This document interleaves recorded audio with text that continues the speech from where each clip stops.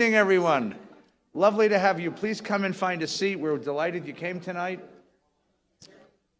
Out of the rain and the snow and the sleet and the hail and the freezing, the temperature has dropped here to a frigid 67 degrees, which in California is frost alert. We are wearing our parkas and our boots. We've got a half-inch of rain, so the traffic is stopped from here to Long Beach. Half of an inch, tenth of an inch. It's a deluge, as they say. See, we're being live streamed, so people in Chicago and Minneapolis are watching, so I want them to feel sorry for us. In Chicago, it's 32 below, which is 75 degrees colder than my freezer. So, in any case, welcome. We're delighted everyone is here. This is Valley Beth Shalom College of Jewish Studies. We're proud to present university-level learning with no fraternities, no tuition, no football teams, no quizzes, no term papers. We're delighted you're here. This year we're studying personal theology, what it means to believe in God, who is the God we believe in, and what difference does it make. If you haven't had a chance to be with us through the course of this conversation, please go online, vbs.org, click on the live stream button, and you'll find the archive there. And the conversations have been quite wonderful, really wonderful conversations this whole year, and there's a wealth of insight and wisdom and warmth and learning in all of those conversations, and you're all invited to do that. Before we begin, just a few announcements. We're delighted you're here tonight. Next week is the last week of the series. We'll be closing the series next week, and our guest will be Rabbi Eli Spitz of Orange County. He's written some wonderful books about belief in God, belief in the afterlife. And Eli is our friend and colleague, and he'll be coming to teach us next week. And then the following week, if you just can't find anything to do on a Wednesday night, because this has become your habit, we're delighted. So come back the following week, which will be the 27th. We're going to be celebrating an organization called IsraAid. IsraAid is this sort of quasi-governmental branch of Israel that sends aid and support during natural disasters across the world.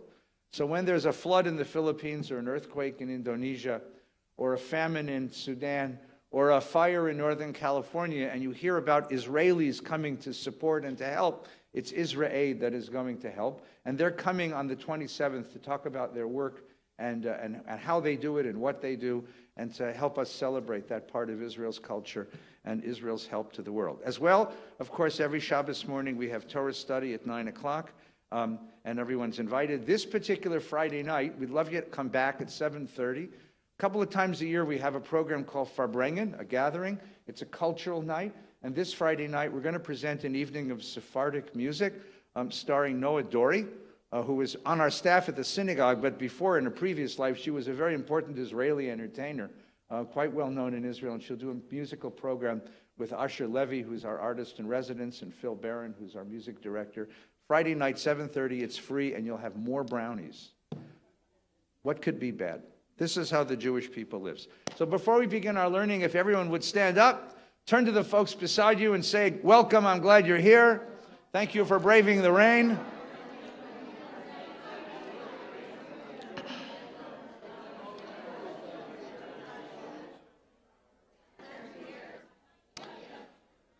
Good. Now, before you sit down, because you're going to be sitting a long time, put your arms around the people next to you and draw them close.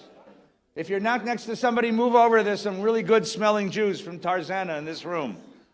Put your arms around, and we give thanks for the opportunity to learn and to be together. Baruch atah Adonai Eloheinu melech haolam asher kidshanu mitzvotav vetzivanu la'asok b'divrei Torah. Yaseh shalom, yaseh shalom, shalom aleinu v'al kol Yisrael. Yaseh shalom, Yaseh shalom, shalom aleinu ve'al kol Yisrael. Yaseh shalom, Yaseh shalom, shalom aleinu ve'al kol Yisrael. Yaseh shalom, Yaseh shalom, shalom aleinu ve'al kol Yisrael. Yaseh shalom, Yaseh shalom, Shalom aleinu ve'al kol Yisrael. Please be seated.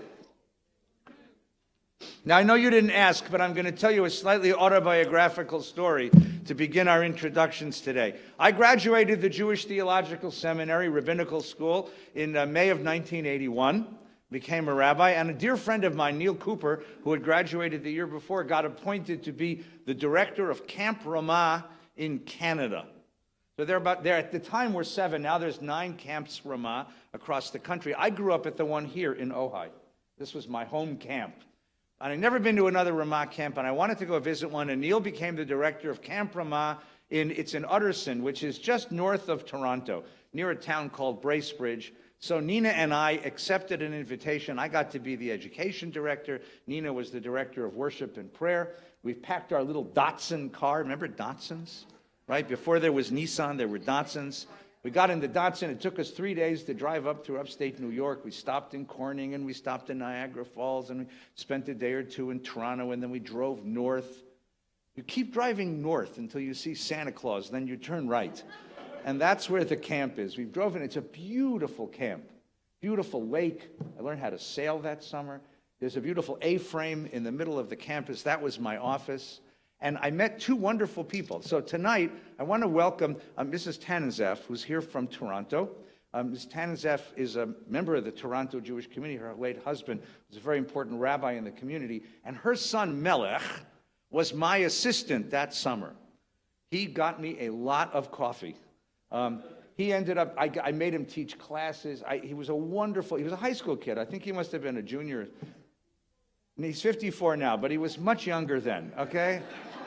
And I haven't met Mrs. Tanenzaf since the day you came to pick him up from camp. So it's wonderful to see you. And I understand that he's 50. Her son, who was this adorable teenager, was now the most important dentist in all of Canada and a father of 4 kids. So please give my love and respect into the community. The other person I met is tonight's guest. Naomi Levy at the time was a counselor in Ada Dalet. We didn't have enough teachers, so we were told we could draft teachers from among the counselor staff. And Naomi had a very deep Jewish background. She had gone to yeshiva in Brooklyn, and she knew a lot, and she had a wonderful sensibility for kids. So I went and I fished her out of the counselor pool, gave her a classroom of kids, and you became a teacher. Yes, I am responsible for your rabbinic career. I want you to know this. Right. She actually had a very sweet way of speaking to children, a very sweet way of reaching children, and particularly kids who had had a hard year.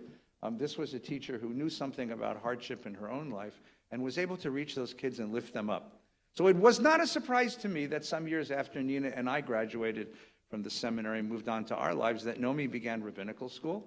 And then she came out to Los Angeles. She was the rabbi of the synagogue in Venice, where she met her husband, Rob Eshman, the former editor of the Jewish Journal, and now he is a food critic for God, okay? Rob goes all across the community eating food going, oh my God, and writes them up. On Facebook, you can read his things. It's amazing what this man can eat, and still is thin. It's amazing. And Naomi is the author of some wonderful, wonderful books, many of whom I have multiple copies in my office because I use them now, as I used her before, to help people get lifted up out of moments of tragedy and difficulty. Your books are quite inspiring. The latest one is a beautiful book. Someone have a copy of it about Einstein? No, not that one. To Begin Again is the one that came.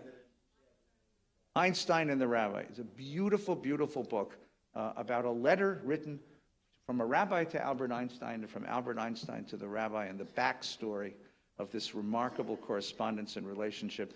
So it's a great honor to welcome a dear old friend to Valley Beth Shalom. Please welcome Rabbi Naomi Levy. You have to speak right into that mic.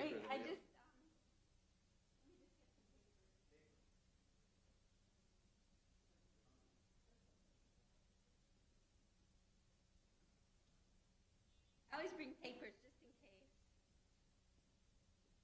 This is Einstein and the Rabbi.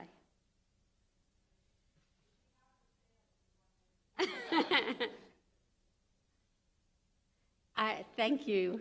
Thank you, Ed. I don't remember ever teaching at Camp Ramah at all, but I believe you.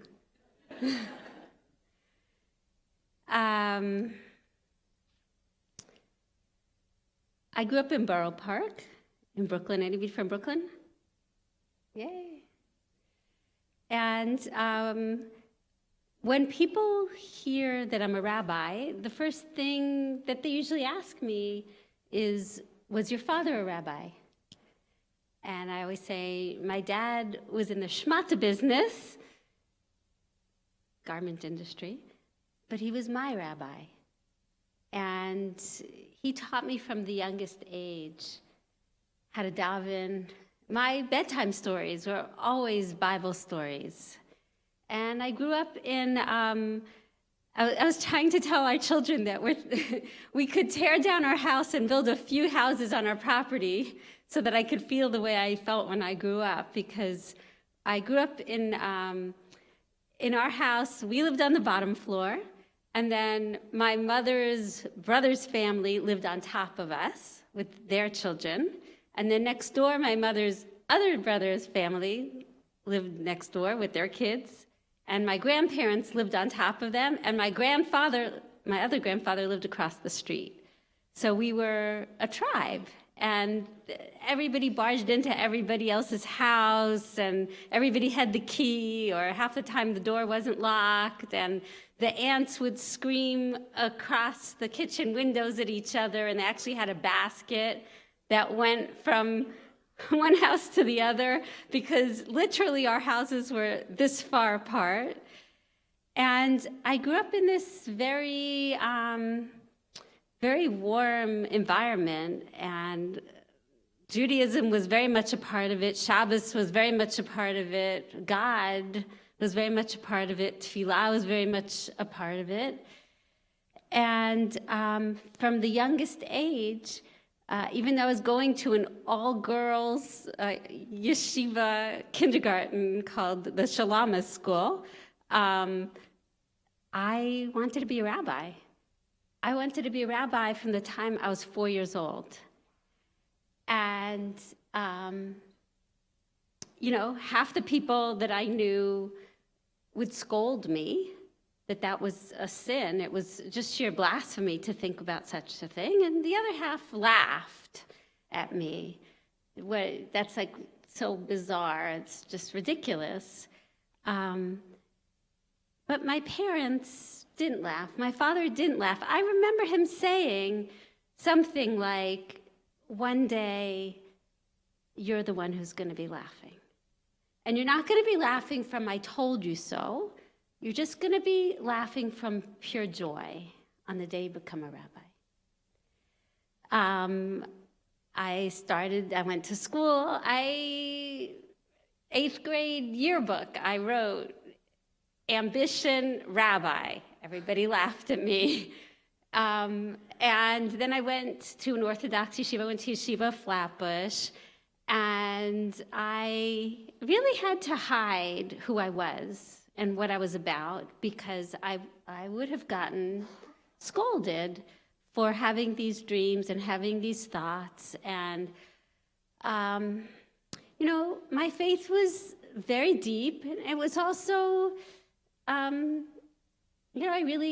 believe deeply in God. I believe deeply in prayer. I believe deeply that God protects good people and punishes bad people. I believed sort of very, what I would call now kind of simplistic things about the way the world works.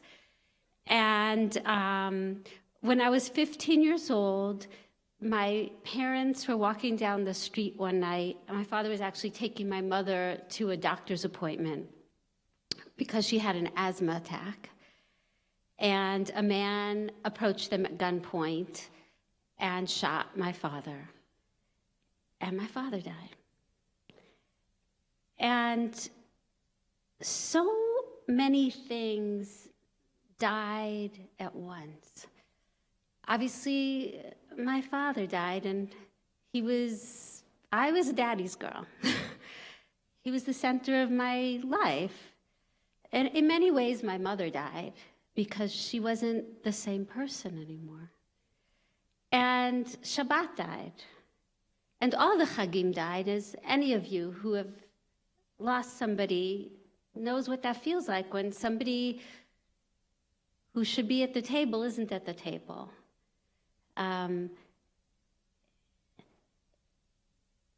And Can I trouble you not to type right now? Would that be okay? Oh. Okay. All right. It's fine. Keep typing. I'll just. Good. Enjoy. My faith in the police died because they, to this day, have never found the man who murdered my father. My faith in doctors died because they rushed my father to the hospital and they weren't able to save him. And the kid I was, the kid who had these dreams, and the kid who had, I look at her now, I think she was an adorable kid with so much joy for life, and she died too, and I didn't know how I would ever get her back. And one more thing died that I never imagined would die. God died too. I simply couldn't understand how the God I loved, the God I believed in, the God I prayed to, would let such a horrible thing happen to such a wonderful person. It's so interesting that you bring up Camp Ramah, because I think I have blocked it, but we sat Shiva for my father. I was 15 years old. My mother was a complete wreck. So she sent me to Camp Ramah a week after my father was murdered. And I was in Magshimim, the Eidah, the 15-year-old Eidah of Camp Ramah in Canada. And I just remember that feeling how do you daven? And of course, the only kid standing up to say Kaddish at that age, and how awkward that was. But how do you daven? And I just there were certain words or paragraphs that they would trip me up, And particularly, every time I got to that paragraph in the Amida, Al Hazadikim, Al Hasidim, Yamuna Lachamecha, have mercy for the righteous. I couldn't say it. I couldn't say it. I didn't know. So the dream of a child from 4 years old died too. I wish I could tell you that I stopped believing in God. But that's actually not the case. I couldn't stop believing in God. I tried. I really tried to stop believing in God. But for me, it was like trying to hold your breath underwater or something. You can only do it for so long, and then you have to come up for air. I could only hold my breath for so long, and somehow God was always there in my face. I couldn't stop believing in God, but I could hate God. And I hated God. And I felt that God had let me down.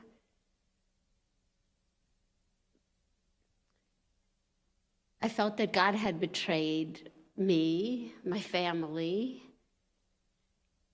And I suppose it's a sad commentary on where I was in my faith at that age, because all you have to do is open up the newspaper today or any day to notice that the way our tefillot and the way the Torah describe God have nothing to do with the way the world is.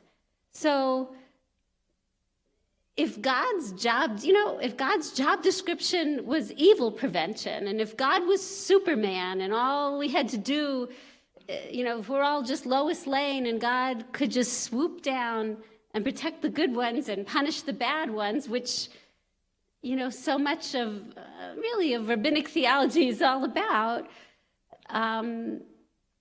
if that were the case, then all we could say is that God should be fired or that God's doing a horrific job. And I walked around very angry and very lost for a number of years.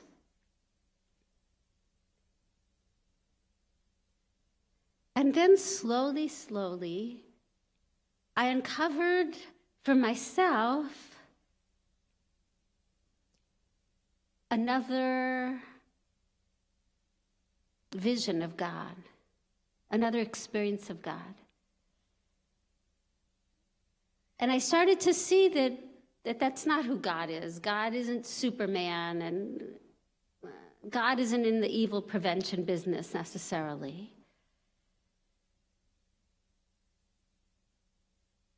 But that God is near, and that God is trying to reach us, and that God is also inside of us. And instead of hating God, I could start listening. And I started listening. And the dreams of a 4-year-old child that had died were resurrected before my eyes. And I feel like I uncovered for myself a faith that's a lot deeper than it had ever been before, and actually a lot stronger than it had ever been before. And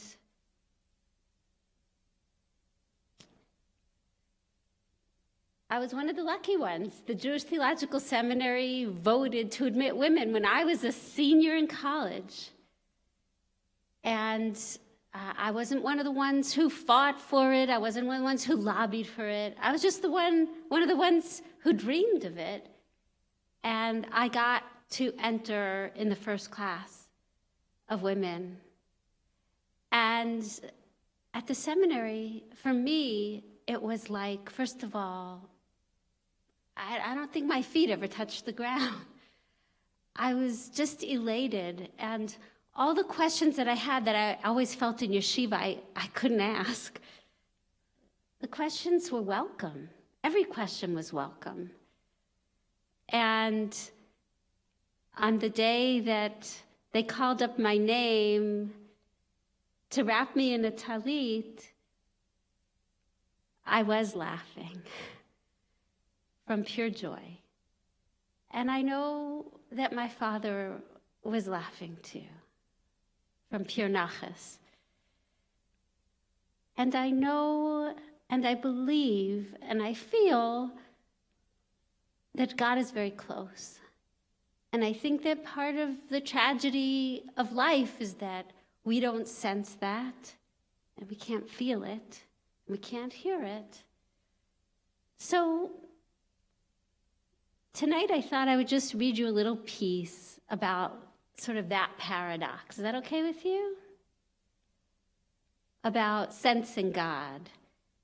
And then we'll talk. We'll talk, like from Brooklyn we'll talk, okay? I brought so many different pieces to read to you, but, primarily I'm a writer, so I like to read to people. Is that okay with you? All right. Thank you, Jonah.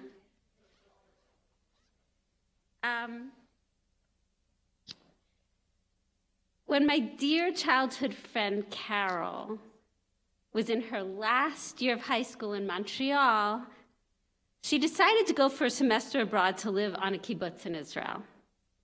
And the night before she left, her father said to her, "Carol, now remember, your great-aunt Alphonsine lives in Tel Aviv. Don't forget to call your great-aunt Alphonsine."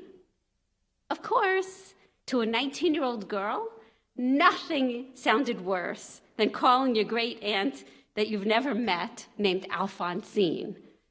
So Carol was going to Israel to be with her friends and to meet new cool young people. And of course, she got to Israel and forgot all about great-aunt Alphonsine and had an amazing time living it up on a kibbutz. Now remember, these were the days when you left home and you didn't look back. when you didn't text your parents every day, and your parents couldn't call you or email you or reach you in any way. Do you remember those days?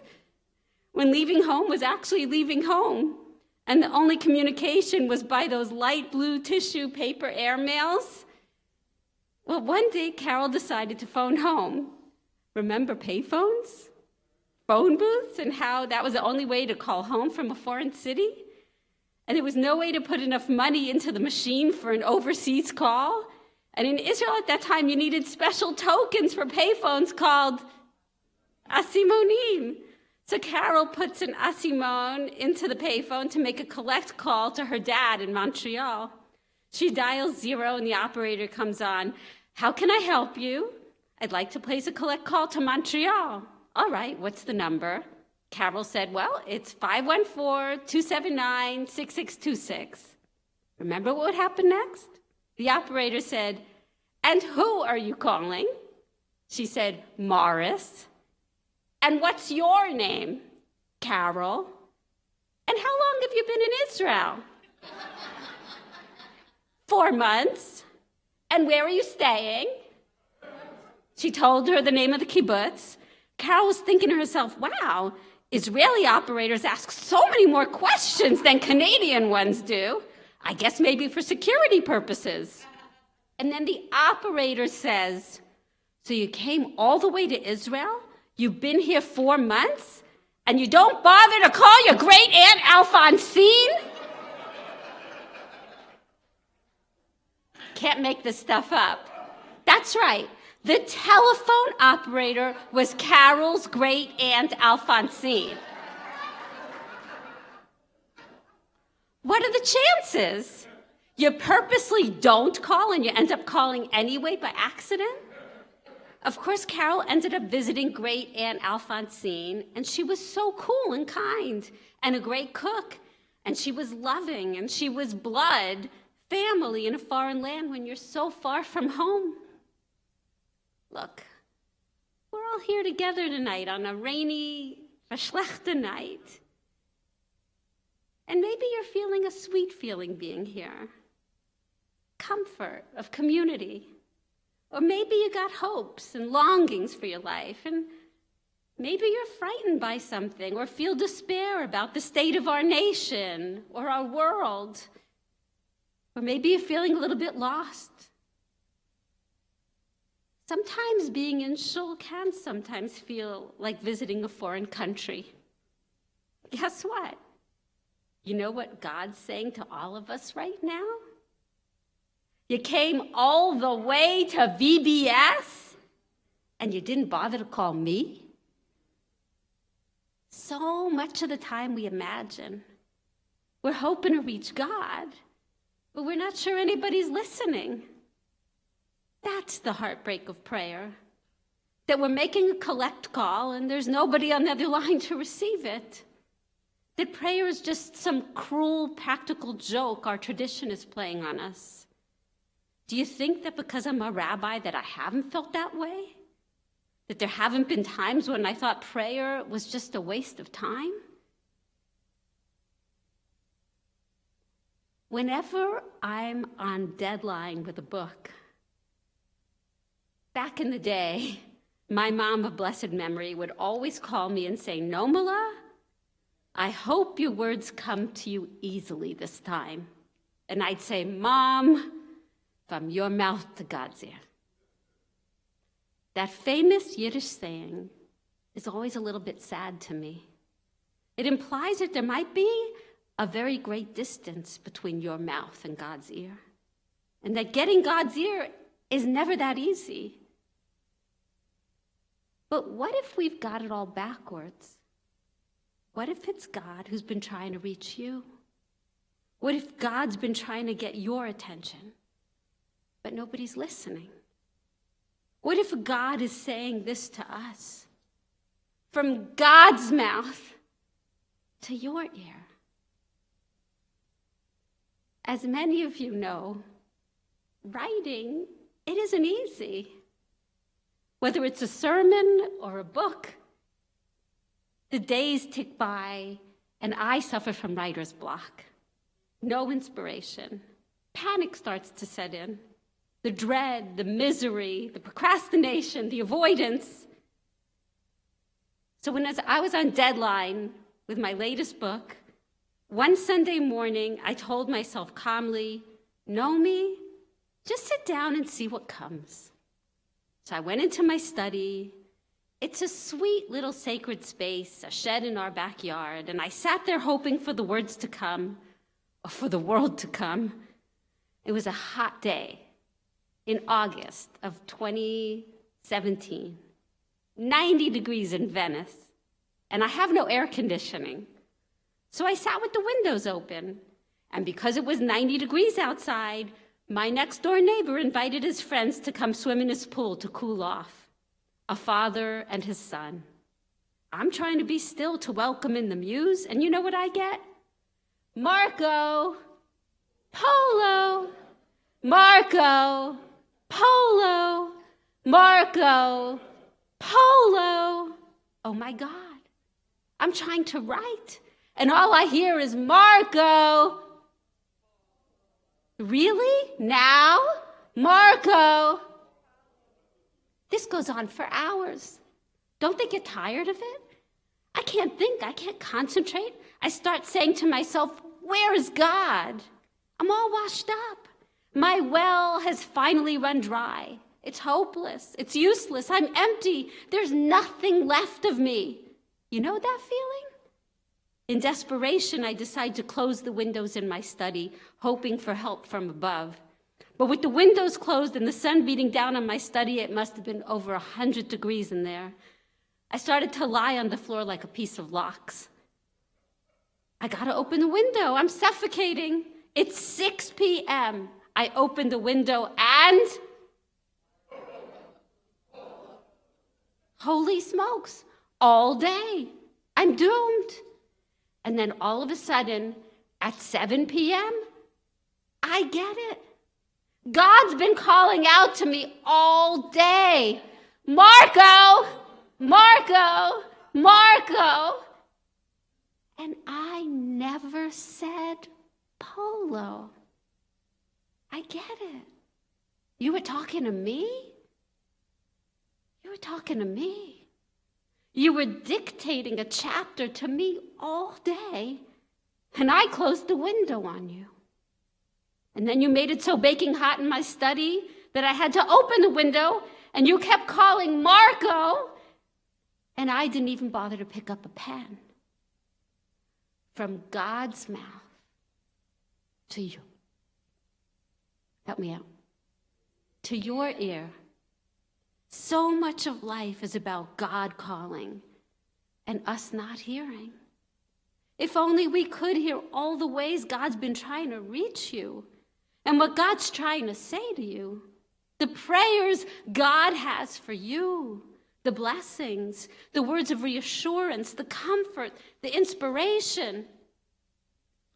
When I first came to LA, I was in my 20s, right after rabbinical school. And I felt very lost here. I didn't even know how to drive. Who needs to know how to drive in New York? I was a Brooklyn girl through and through, and LA felt so far from home. Truth? I came here to LA for a boyfriend. Let's call him Gary Stein. But deep down, I was beginning to feel that he might not be the one. He looked good on paper, but inside my heart of hearts, I knew something was wrong. So what was I doing here in LA, clutching my steering wheel for dear life and taking Sepulveda Boulevard everywhere because I was too scared to get on the 405? Was this all just a huge mistake? Which one of us hasn't done that at some point? We cling to the wrong person or the wrong job or the wrong situation, and we're not ready to listen to a voice within us that knows the truth. Well, after a couple of months in LA, I injured my knee running, and I needed to get arthroscopic surgery. And I remember the hospital called me the night before my surgery, and the operator said, I need to make sure we've got all the correct information on you. Your name's Naomi Levy? Yes. Is this your date of birth? Yes. Is Is this your correct address? Yes. And this is your insurance? Yes. Everything she said, I said yes, yes, yes. And who is your emergency contact? Silence. I froze. What should I tell her? That I moved here for a boyfriend I don't feel at home with? That I got no name to give you? It suddenly occurred to me, even though I'd never been seriously sick a day in my life, and it was a very minor procedure, that something could go wrong, terribly wrong. Life is fragile, and the rug of your certainty could get pulled out from under you at any moment. My mind was racing. The operator interrupted my internal conversation. Hello? Are you still there? I need an emergency contact name. Should I tell her about the problem I'm having with my boyfriend? She'd think I was crazy. So I took a deep breath and I said, Gary Stein. Weeks after waking up alive and healthy from my surgery, I still couldn't shake that feeling that I was alone in the world. Who would know if I got into an accident with my terrible driving? Who would notice? Who would care? Who would they call? I was beginning to lose all sense of self and security and perspective. I needed help. Finally, I took myself to a beautiful garden with a pond. At first, as I walked, I felt so lost and alone and broken and agitated. But then I sat still. I meditated and I prayed and I wept. And then slowly, I felt something. A warmth entered me. It was visceral and powerful. God came. And God said, I'm with you. And I was overcome by an overwhelming feeling of unloneliness. It was something I suddenly understood, and it changed me. I'm telling you, it did. I could feel it in my body radiating outward from my heart, even on my face. When I got home, I looked at myself in the mirror, and in my face, I saw peace. My eyes dripped tears of grace and gratitude from God's mouth to your ear. Look, I wish I could tell you that feeling of grace, that voice of God has never left me, but that would be a lie. Distraction comes. Spreading myself too thin comes. Anxiety comes. Panic comes. And I feel so far away, so lost and unsure, trying to get God's ear. And God keeps shouting, Marco! And I can't hear it. But there are times, I believe, for each one of us, when openings appear that bridge that gap. Moments that have magical powers all their own to open up your ears. Can you picture the way you used to count the seconds between lightning and thunder when you were a kid? You'd see the lightning, and counting would calm you until the thunder came and went. I believe that there are times when each one of us is closer to the source than at other times, closer to that flash of light. That's exactly how the Torah describes what happened at Sinai, when heaven and earth kissed. God appeared in the fire, and God said, Anochi, I am. And the people started having psychedelic visions. They started seeing sounds, seeing voices. They started hearing with their eyes all the things God was trying to tell them. You don't need to take psychedelic drugs to start seeing and hearing what God's been whispering in your ear, because we're so close to it. Maybe right now we are.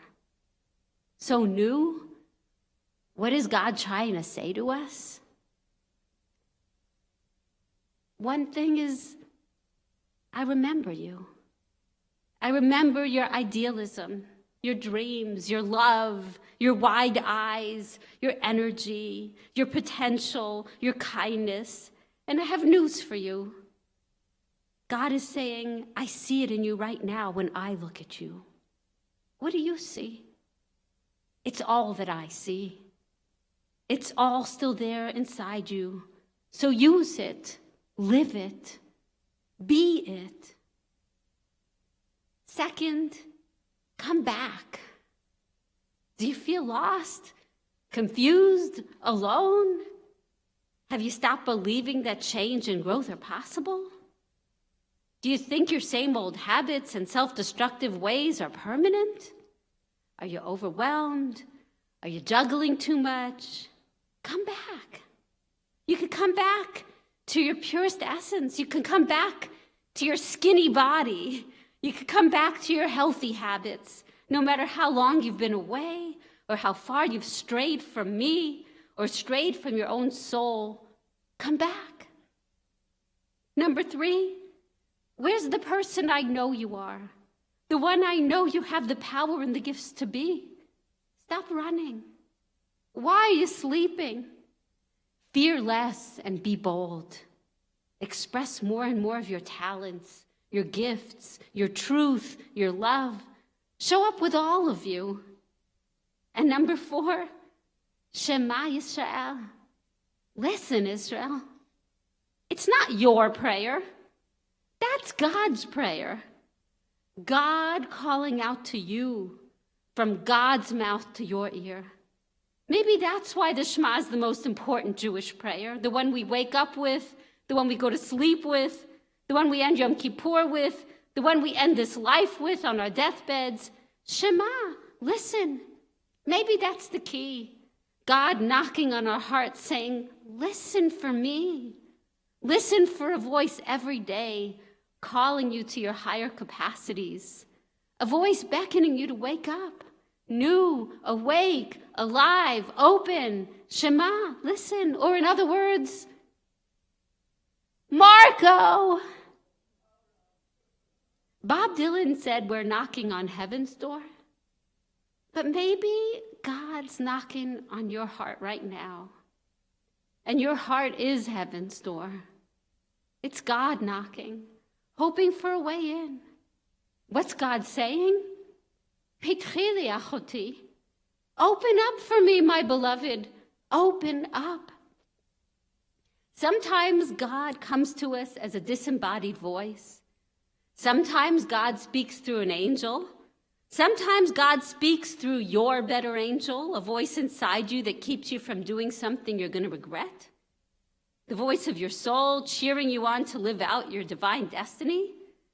Sometimes God speaks to you through your spouse or your child or your coworker or your rabbi or your friend. Sometimes God speaks to you through an absolute stranger, but the message is always the same. Please listen to me. Listen carefully. I want to tell you that I love you. I want you to know it, how loved you are, and how special you are to me. So live the largest version of yourself, because the world needs that from you. The kindest, most expansive, most brave, most fun, most forgiving, most wise, most loving, you. Sometimes God comes to speak to you through a telephone operator, just like Aunt Alphonsine. It's been a few years since I came here feeling lost and broken and invisible. I've learned to drive. I found love, family, friends. I think somebody would notice if I vanished. I know I'm not alone. And as I learned a long time ago, I never was alone. None of us is. Last year, my pulmonologist wanted me to get a CAT scan of my lungs to see how my asthma's doing. The night before the procedure, I get a call from Cedars-Sinai. The operator said, I just want to make sure I have all the information and that it's all correct. Your name is Naomi Levy? Yes. Is this your date of birth? Yes. Is your correct home address? Yes. Your insurance is Blue Shield? Yes, yes, and yes. And one last thing, I have here your emergency contact as Gary Stein, correct? No, not that one. That was definitely God reminding me that even though I can't always see it, my cup is full.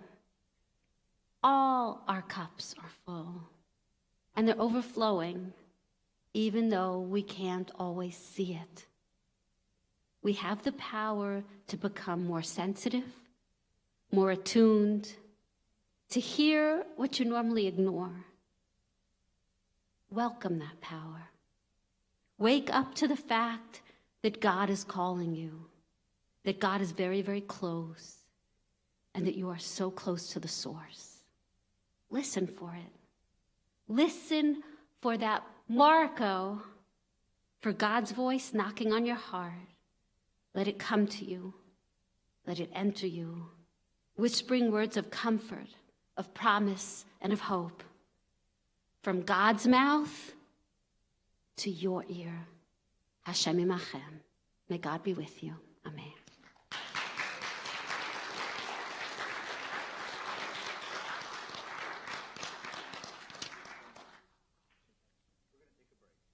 Yes. Thank you so much. I hear God calling, and God wants you to eat brownies.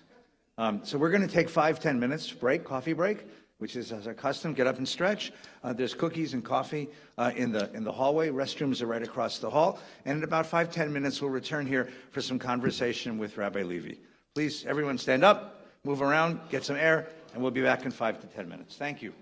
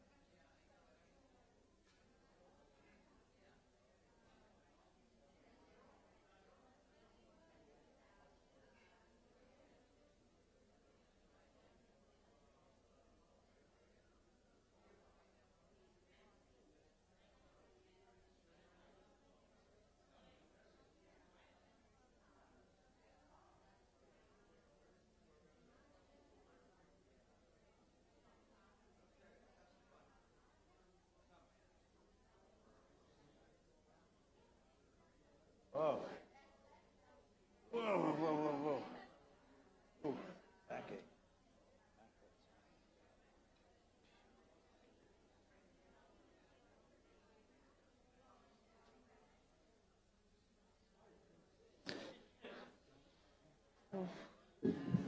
Good evening. If everyone will please come back and find a seat, take an extra brownie, and come and join us for a conversation. Bum, bum, bum, bum, bum, bum. Thank you, thank you, thank you. Wonderful, very wonderful. Very lovely. Trying to sign it for me? What's your name? Katayun? Say it again. Katayun. They Spell. call it Kathy. I think you can call How do me you spell it? Kathy. Or you Oh, might Kathy. Or do you want, which do you prefer? Katayun. Spell. Katayun. Uh-huh.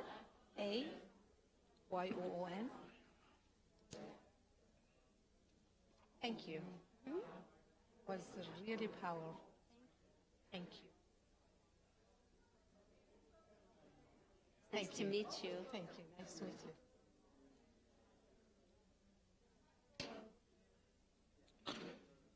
Please come find a seat.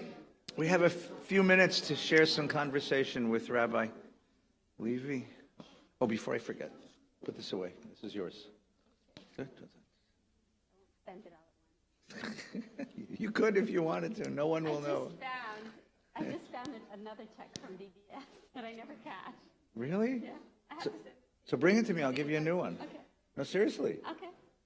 Wow. I'm not good with checks. I use them as bookmarks. There's a Kabbalah to that somehow. I have to figure that out. Good evening. Please come and have a seat. We'd like to continue our conversation. Welcome back. It's wonderful. That was a beautiful piece. Was that the part you read? This is a part of a new book you're writing? Maybe. Maybe? Could you want to call it? We just have a new dog, and her name is Maybe. You have a new dog named Maybe? Yeah. We have a dog named Theo. So whenever we study him, it's theology. That's the idea. So, Well, Maybe was, she was clearly mistreated and abandoned and hit by a car and left to die on the street with her leg broken in 2 places and internal bleeding. you're going to call her Lucky, right? And some sweet people brought her to some nonprofit that did a GoFundMe campaign to raise $6,000 for her to be put back together. And Oh, my. we've been fostering her, and I couldn't decide if we were going to keep her or not, so her name is Maybe. Wow. And pretty soon it's going to be, I'm not leaving, you know.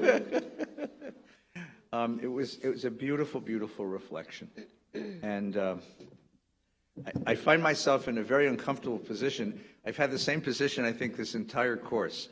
We've listened to such a beautiful, uplifting, inspiring statement of faith. And now I have to ask you hard questions about it. Just like I'm not worried. Well, no, not worried. I'm uncomfortable. You should be fine. Because I want to understand it better, and I want to probe a little bit deeper into your faith, and so that we can understand it and we can share it.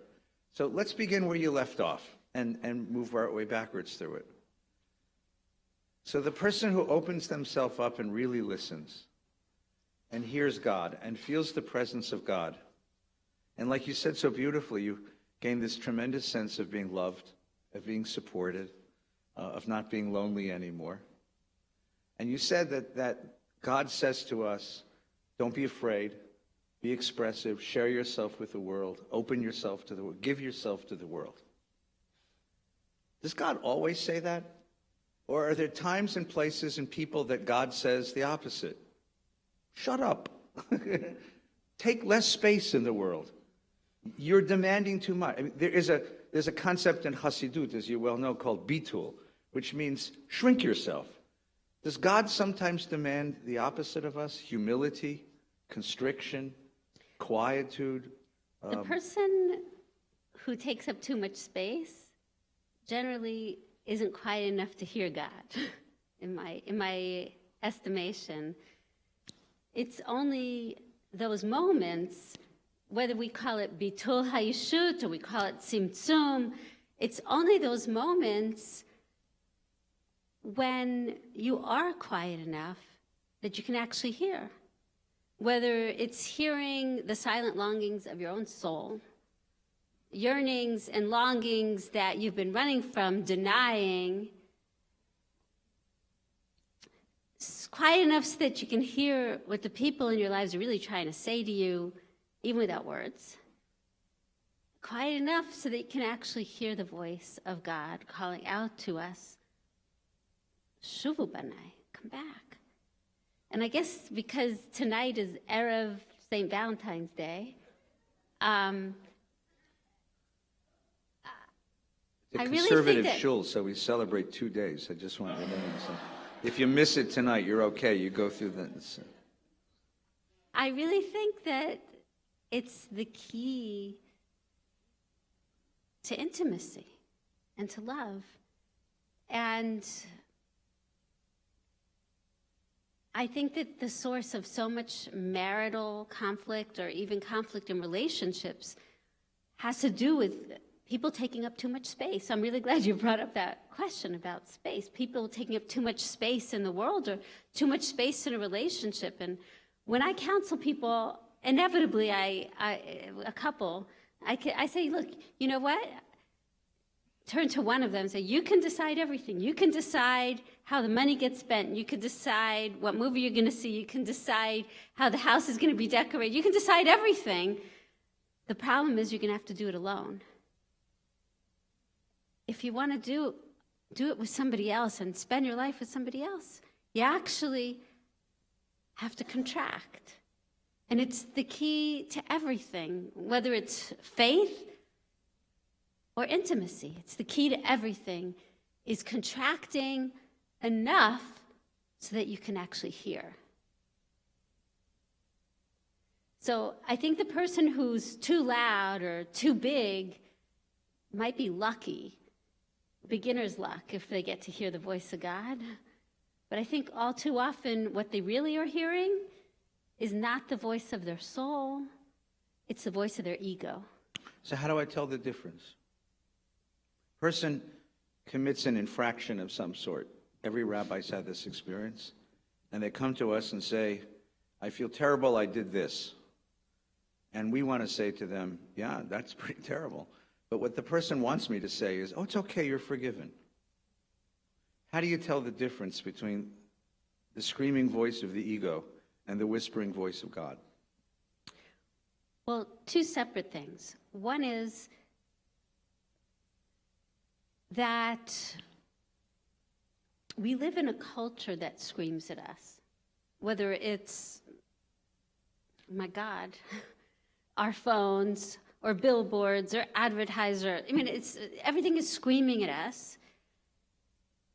And yes, there are voices within us that scream, whether it's the voice of the Yetzer that's trying to lead us in directions that are really not good for us, or the voice of the ego and its vanities and ambitions, or the voice of the body and its desires. And the challenge of life is that the soul doesn't scream, whispers. So it's very hard. It's actually very, very hard to hear and to listen. And so often we get tripped up because we follow a path that actually runs against the grain of who we are, of really who we are. So we choose a path in life that actually runs against the grain of our own souls. And I see this so often with young people who bend themselves and contort themselves to get into this school, to get into that program, when in reality, it doesn't suit them. Or they marry the wrong person based on the wrong criteria, whether it's wealth or beauty or all sorts of things. Talking about the person who's committed an infraction, you and me both know that it's always the same problem. People come to us after the fact.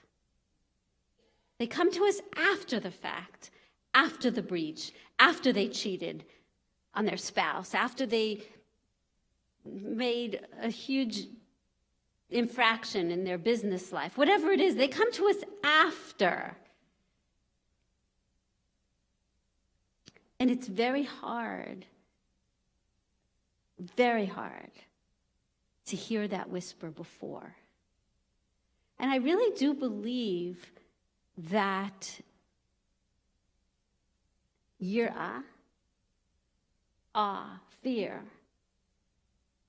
is a very healthy emotion that most of us don't listen to enough. And it's that small voice. There's somewhere in the back of our heads, there's a small voice that's whispering, don't do this. That there's a conscience that actually is saying, don't do this. But there are other voices that are more powerful, so we do it. But I think part of a holy life, part of a spiritual life, is to actually quiet down enough so that we can actually listen to the voice of fear. Because fear is important. It's important to have fear. We live in a culture that says, just do it, you know. But the truth is, we come from a tradition that says, don't do it. Don't do it. And if we could learn to hear that voice of restraint that exists within us,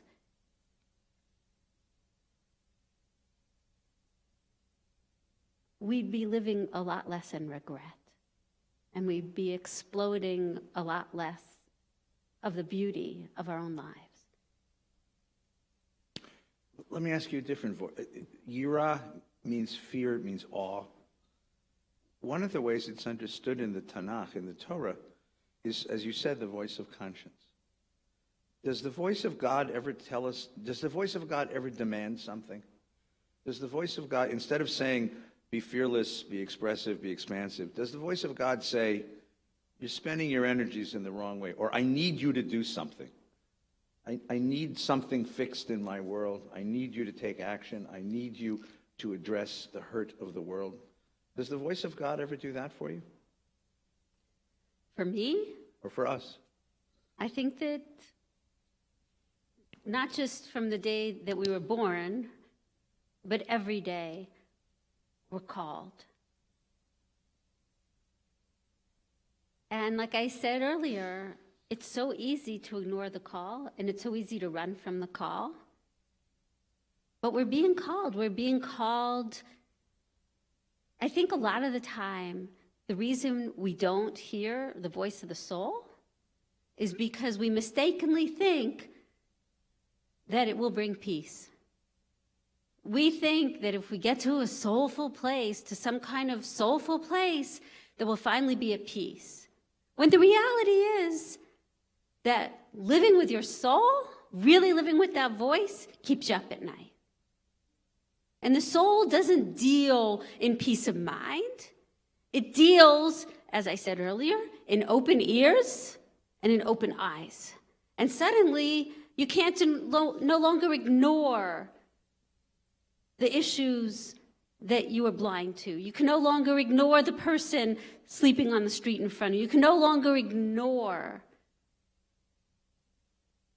what you're being called to do. So living with that voice can keep you up at night. So I think it's complicated. I think a lot of times in our culture, we assume that being soulful equals being at peace. And I don't really think that that's really what our tradition is asking from us. I mean, Adin Steinsaltz put it this way. He said, the person who thinks that they've arrived is the one who's lost his way, who's lost her way. We're not here to arrive. We're here to continue and to listen and to do and to repair. And it isn't easy. And it doesn't end.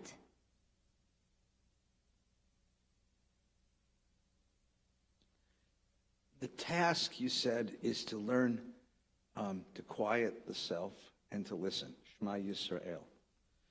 But I come to the synagogue, and they hand me an 800-page prayer book full of words. And there's all these words being thrown out.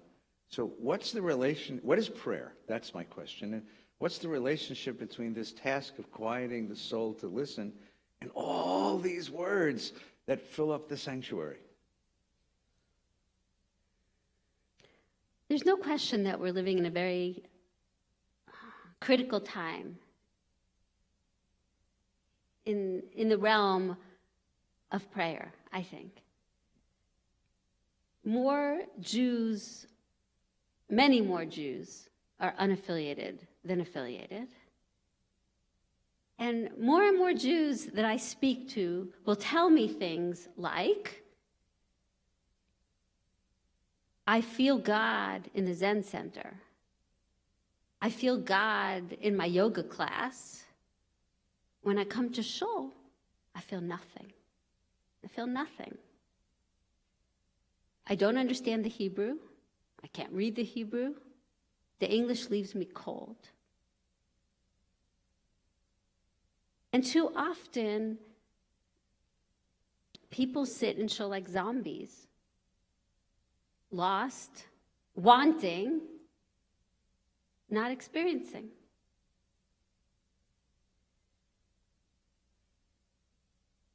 We know that the prayers in the Siddur weren't written by God.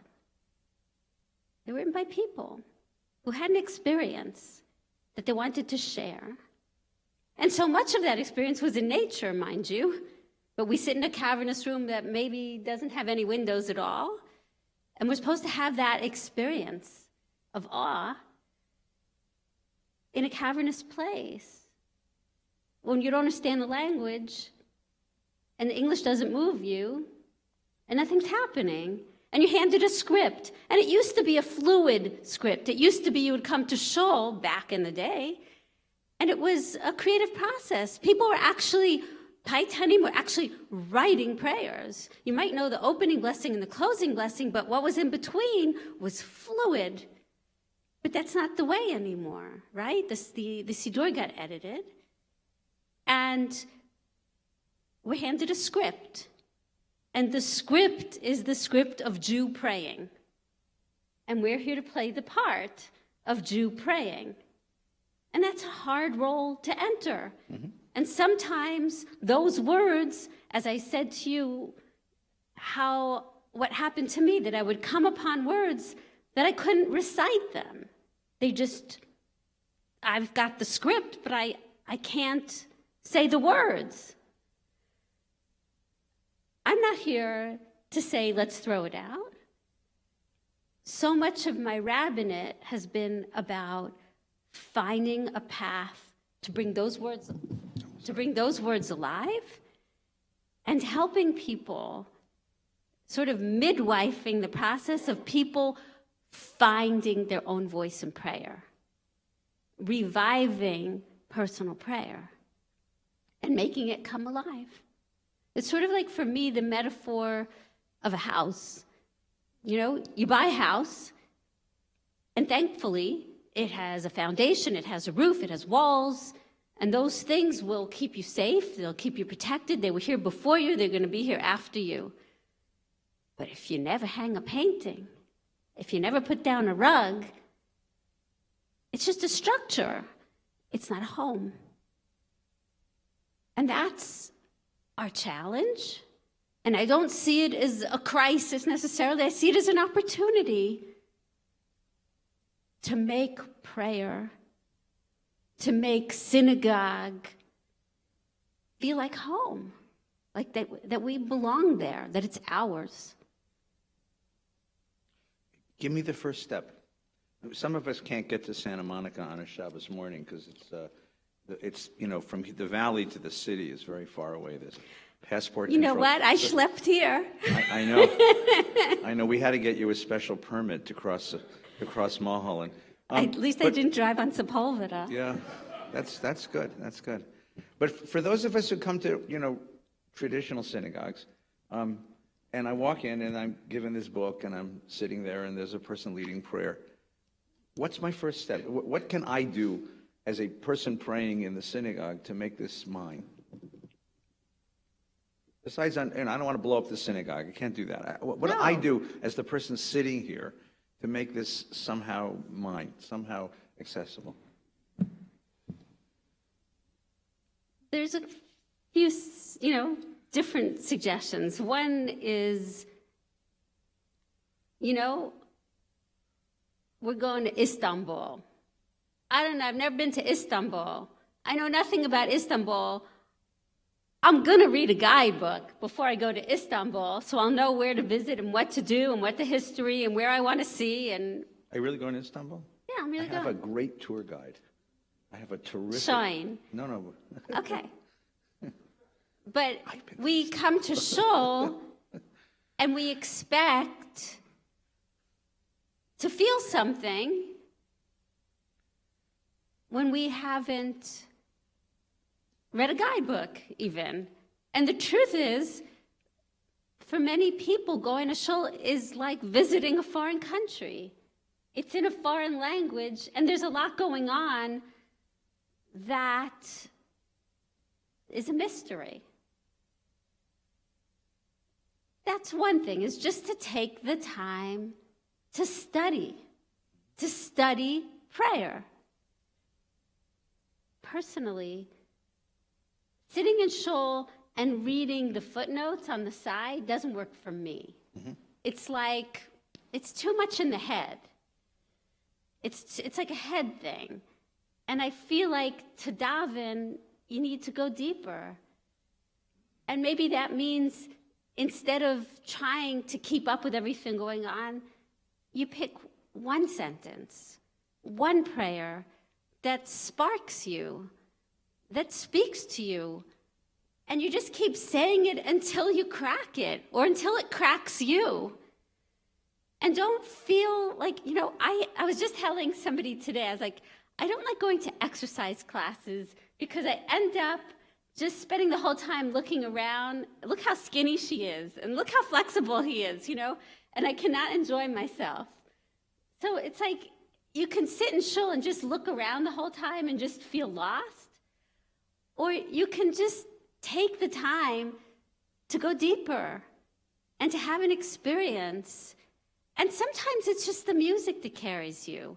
You don't know what the words mean, or maybe you know what the words mean, but you let a melody take you someplace to lift you up or to bring you down or to touch you in a place that the words will never touch you.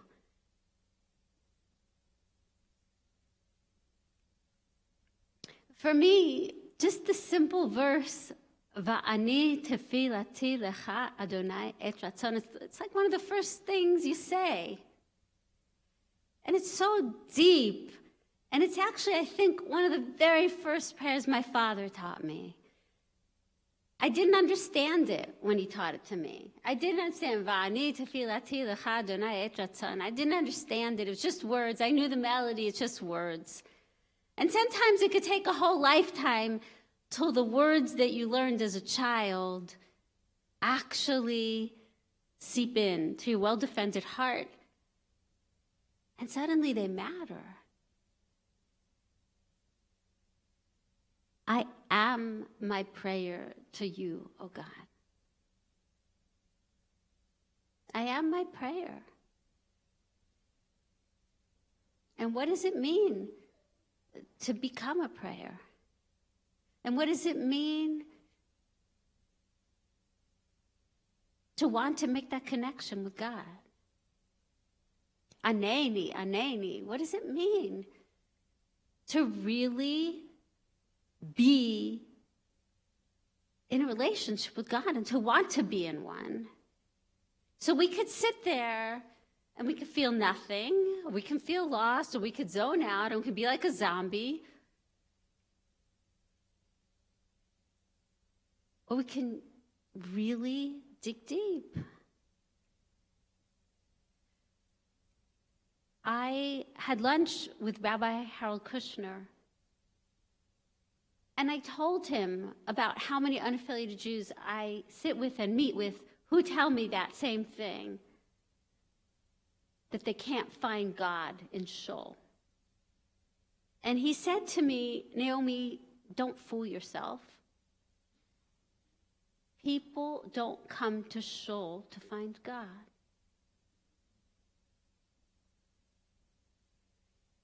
And maybe that's part of the problem.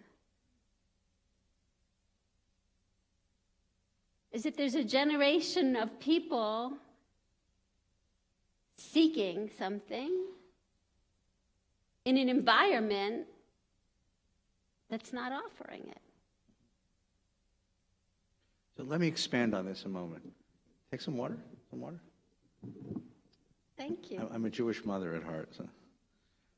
I want to understand, I want to go beyond this to a bigger, the same question, but in a bigger context, okay?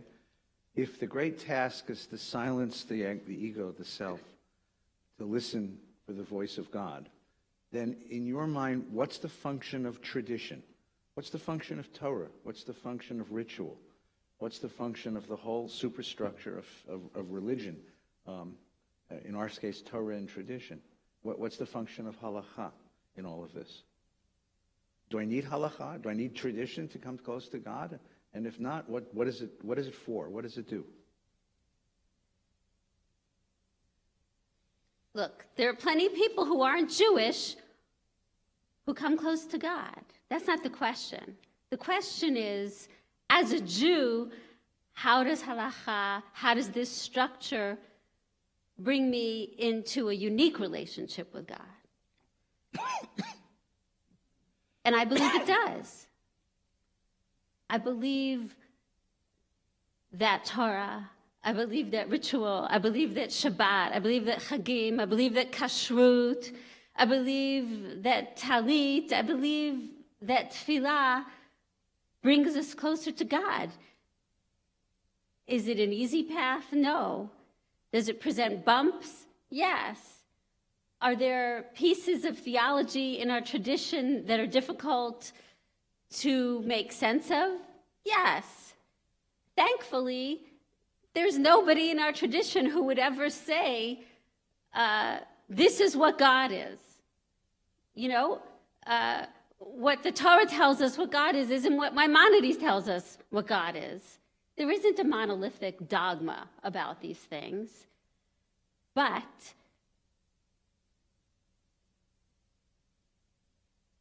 tradition is like, it's the beauty of our lives.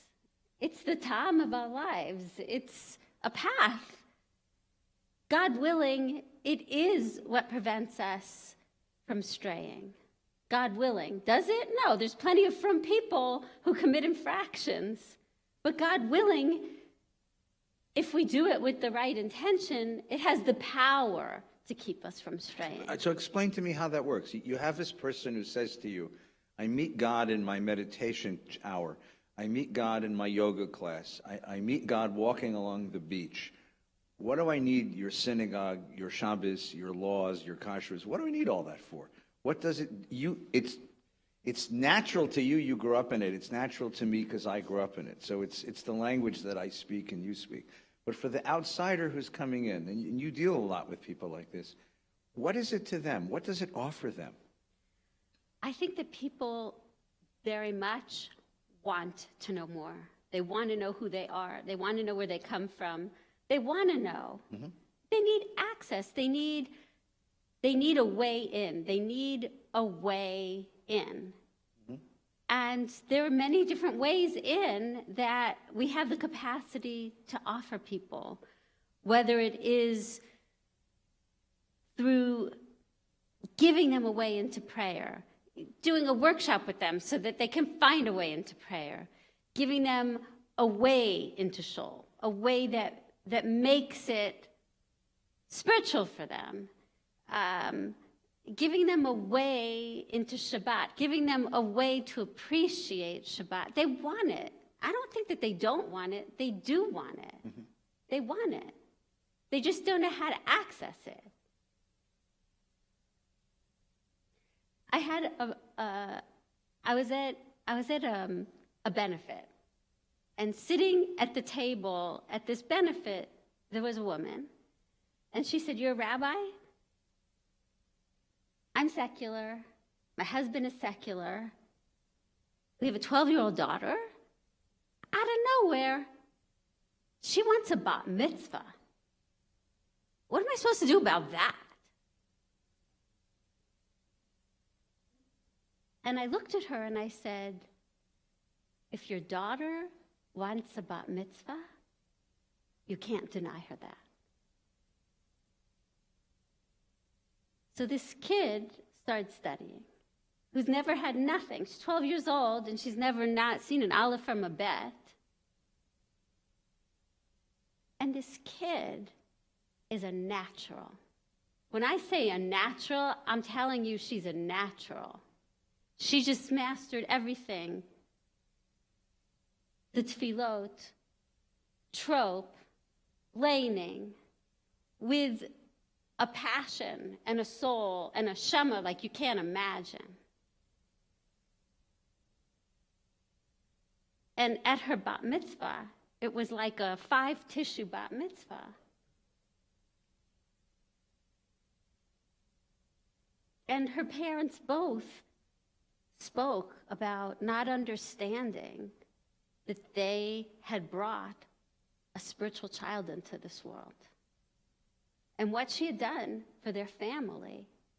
And she had a little brother, and the mother said, "Will you bar mitzvah him?" At this bat mitzvah. Mm-hmm.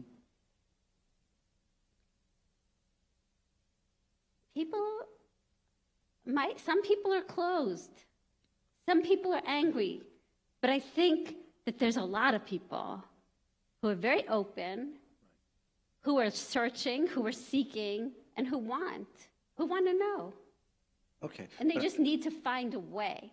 I want to understand one more thing. So when you open a text, when you look at a ritual, you've told us about the neshama, the soul, and what the soul is looking for. What do you find in the text? What do you find in the ritual? What do you find in the forms of religious life? What's the purpose of forms of religious life? What's its relationship to the work of the soul?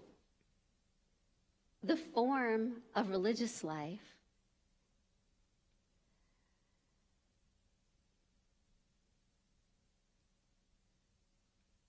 it's like a beautiful structure that is a lens through which we can see the world, we can feel safe, we can find community, we can learn, we can understand more and more about who we are as a people, where we come from, where we're going, what God wants from us.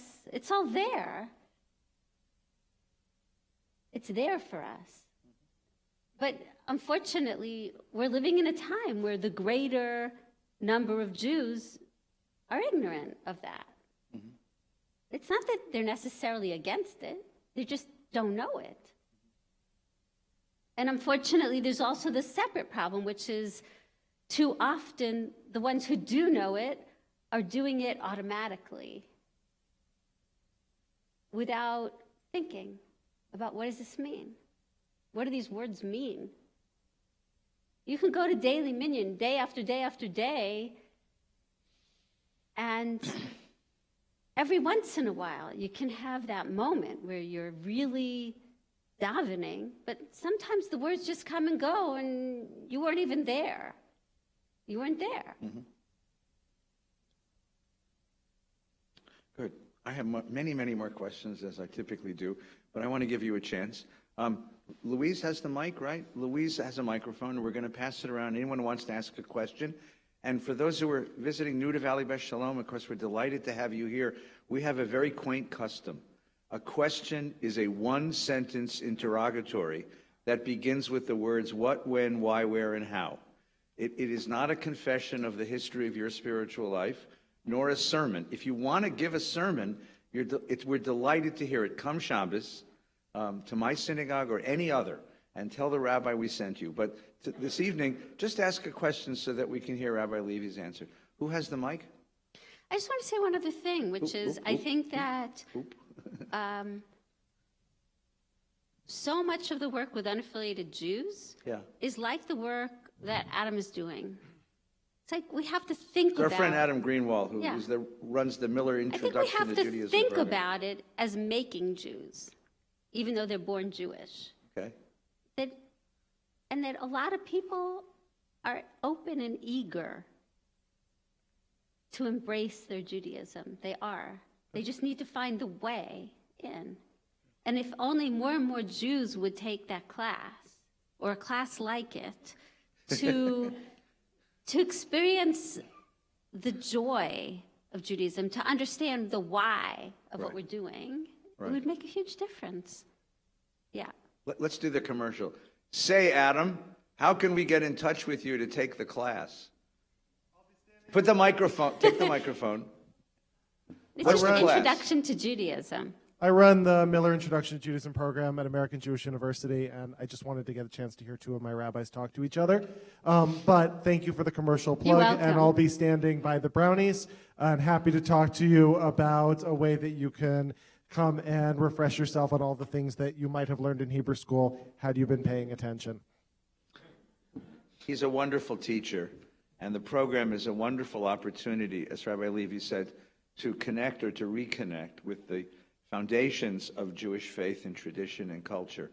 And it will really give your Jewish life a tremendous inspiration. So do find him. And he happens to be a lovely human being as well. So spending some weeks with a rabbi like Adam, just like spending some hours with a rabbi like Naomi, is a great gift to the soul. Please.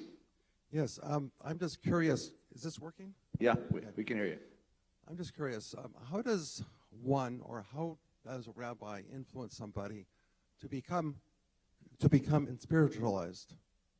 In other words, you went through a process after your father's terrible passing. Somehow a switch went off and you became spiritualized. You went through a process. We heard Rabbi Aronson talk about process Judaism. I've known many Holocaust survivors who embraced Judaism, and some said there's no God because they lived through it. How do you influence somebody, and how does somebody get spiritualized? How do I find the yellow brick road? Right? So, first of all, when I work with people, I do prayer writing with people, where I help them to find their own voice in prayer. And then they bring that with them to whatever shul they're in, so that they're not only praying from the Siddur, they're finding their own voice in prayer. They're finding that voice.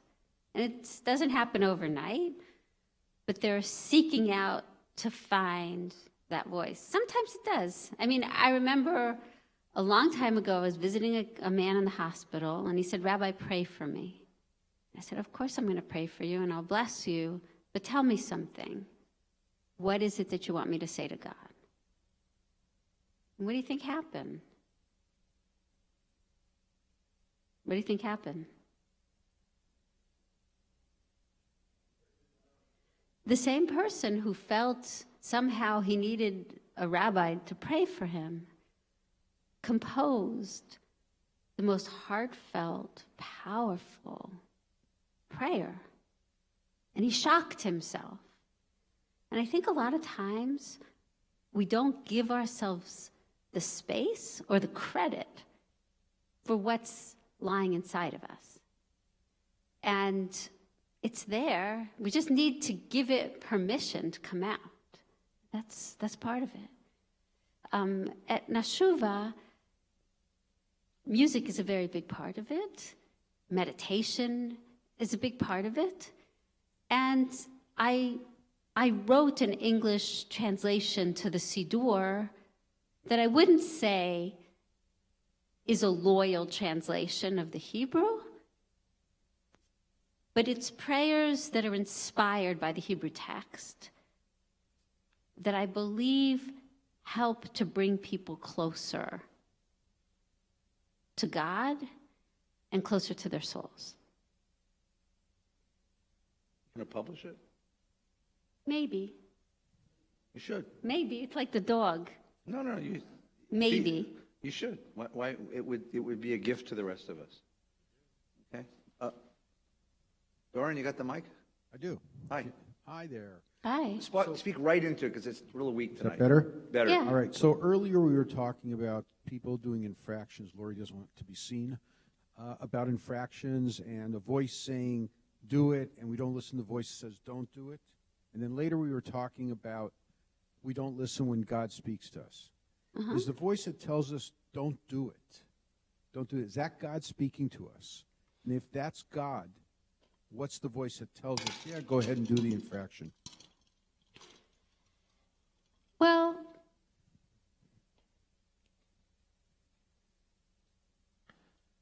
I believe that the soul, actually, the rabbis say it in a million different ways, that the soul, did you ever see Austin Powers, that movie? That the soul is God's mini-me. God fills the world as the soul fills the body. God sees but is not seen as the soul sees but is not seen.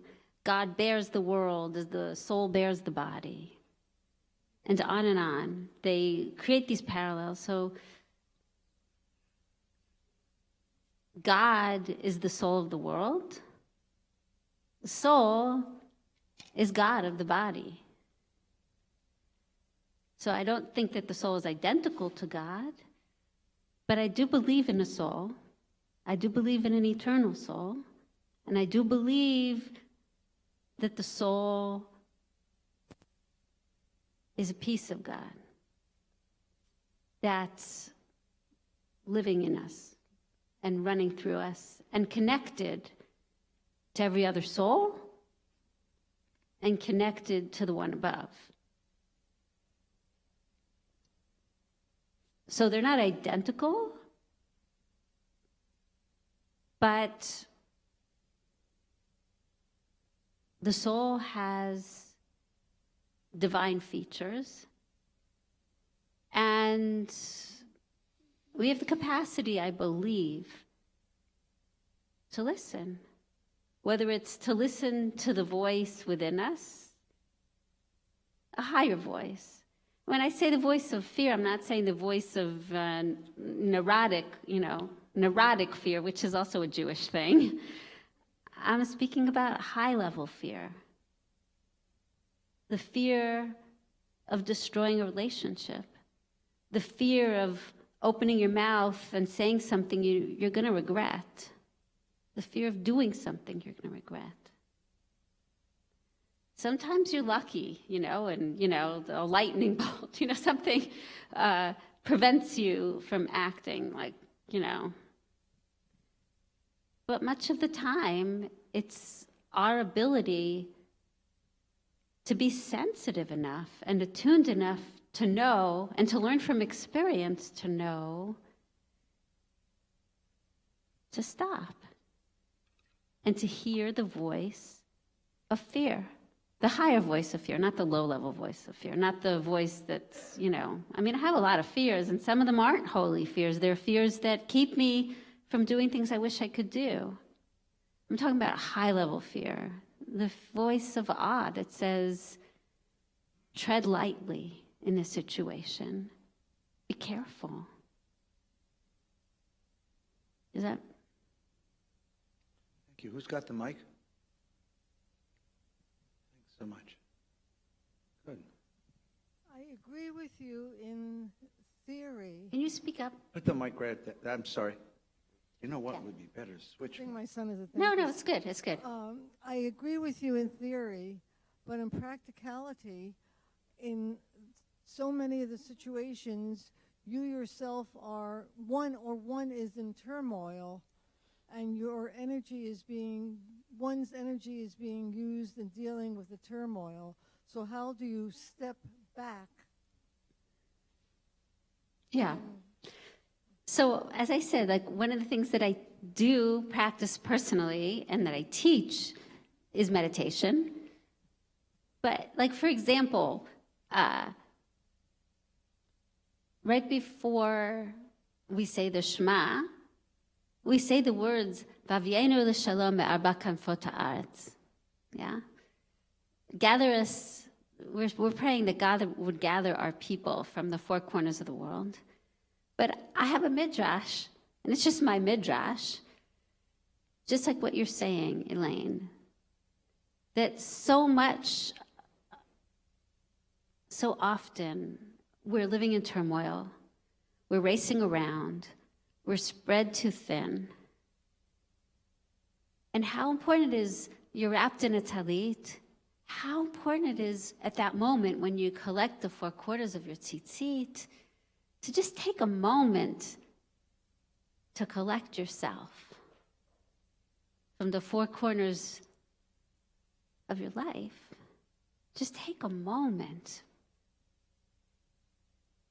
so that you can hear. Like Shema Yisrael is such a critical prayer, but we don't give ourselves a chance to become concentrated. To concentrate, right? It's really about being concentrated. And we're not concentrated, we're dissipated. So to take the time to become concentrated so that we could really understand what that word echad means and how we're part of that word. We're not separate from it. We're part of it. That helps me. Prayer will help us to concentrate. Prayer can quiet us. Prayer can connect us to others. Prayer can give us the space to hear God who's close. Do you believe God hears our prayers and responds to them? I do. I do. Does that mean that God answers our prayers in the way we'd like? Not necessarily, no. Does it mean if I pray really hard that God's going to cure the illness, heal the relationship? And it doesn't work like that.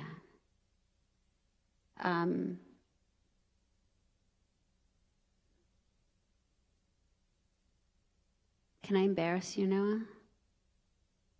I wrote a chapter in a book called Hope Will Find You about my daughter Noah, who clearly was born with a very spiritual soul. And she was also born with a genetic disorder that, when she was much younger, was so severe that often she couldn't sit up straight without falling over. She couldn't walk. She had a lot of neurological problems. She was going to Pressman Academy at Temple Beth Am, and one day she had a very bad attack of this condition called ataxia, which is an inability to keep your balance. She was in second grade, 8 or 9 years old. And she couldn't sit, even in a chair, she couldn't sit up without falling over. And I was spoon feeding her breakfast. And I looked at her and I said, honey, I don't think you can go to school today. Because how do you send a child to school like that? You can't. It's not a teacher's responsibility to watch over your child like that. I said, I don't think you can go to school today. And she said to me, Mom, I'm going to pray, and you'll see it'll be okay. So Noah kind of got herself up from the table, and she held onto the wall, and she walked herself to her room, and I was watching at a great distance because I didn't want her to think I'm spying on her. And I watched her. And I watched her daven. And I watched her pray all the things she knew from second grade. Modeh Ani, Shema Yisrael. I watched her singing to herself. And I'm telling you that it was like a marble pillar was rising up like an elevator. And everything changed. Her posture changed. Her whole being changed. And she looked at me and she said, "Mom, I'm ready for school." And she was. And what did she teach her mother, the rabbi, that day? Her mother, who was petrified, who was having a lot of trouble with prayer at that time. She didn't teach me that with prayer you can cure every illness, or you can fix every genetic mutation. She taught me that with prayer, you can find the strength to pick yourself up.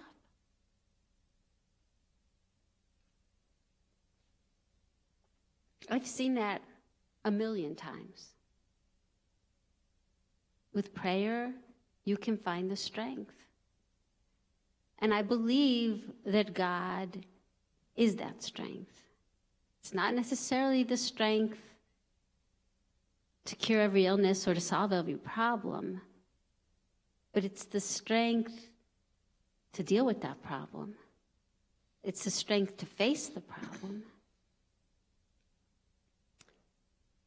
It's the strength to love and the courage to hope. I want to thank Rabbi Levy for being with us tonight. And Noah, thank you. And thank all of you for coming out on this great night. Be very careful going home. And please come back next week. We'll enjoy a conversation with Rabbi Eli Spitz. Thanks so much. Have a good night.